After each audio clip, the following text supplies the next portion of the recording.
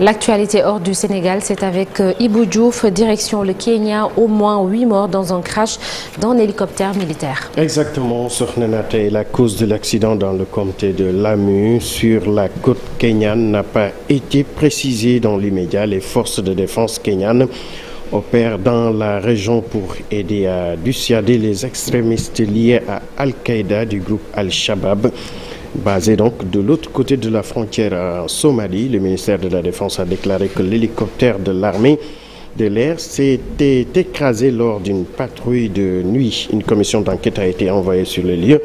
Un responsable de la défense, un responsable de la police ont déclaré que tous les militaires et membres de l'équipage à bord étaient décédés. Bilan, 8 morts. Plusieurs morts, 7000 civils évacués. C'est ce que l'on sait des combats au Karabakh. La capitale de Nagorno-Karabakh est soumise donc à des tirs intensifs. Les combats menés dans le cadre de l'opération militaire lancée hier mardi par l'Azerbaïdjan ont fait déjà 5 morts et plus de 80 blessés selon le dernier bilan communiqué en fin d'après-midi.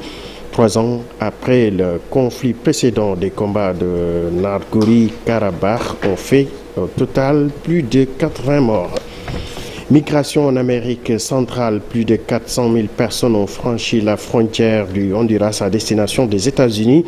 Un chiffre avancé par l'Institut national de la statistique de Honduras du 1er janvier 2023 jusqu'au 17 septembre. 419 101 migrants ont passé la frontière, 176 103 en provenance du Venezuela, 39 398 de Haïti et une moindre mesure la Colombie, la Chine, le Sénégal, la Mauritanie et l'Ouzbékistan sont également représentés.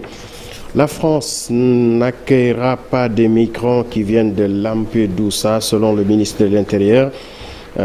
Donc une décision prise par les autorités françaises. Gérald Darmanin, le ministre de l'Intérieur, affichant la fermeté du gouvernement en matière d'immigration irrégulière. En revanche, ils estiment que leurs amis italiens sont prêts à les reconduire, des personnes donc dans les pays avec qui nous avons de bonnes relations. Le ministre français de l'Intérieur citant ainsi la Côte d'Ivoire et le Sénégal. Et pour terminer en culture, 4 sites africains, 2 naturels et 2 culturels, sont nouvellement classés patrimoine mondial de l'UNESCO par le comité en charge de la question au champ de l'agence onusienne. Il s'agit pour les sites naturels du massif forestier d'Odzakala et de Kogwa, situés dans le parc national du Congo, qui abrite l'une des plus importantes populations d'éléphants d'Afrique centrale et des forêts sèches de l'Adrefana à Madagascar. Sornenata. Merci beaucoup Ibou. Rendez-vous tout à l'heure pour la version Wolof de l'actualité internationale. Dans la seconde partie de l'émission, nous serons avec Amélie.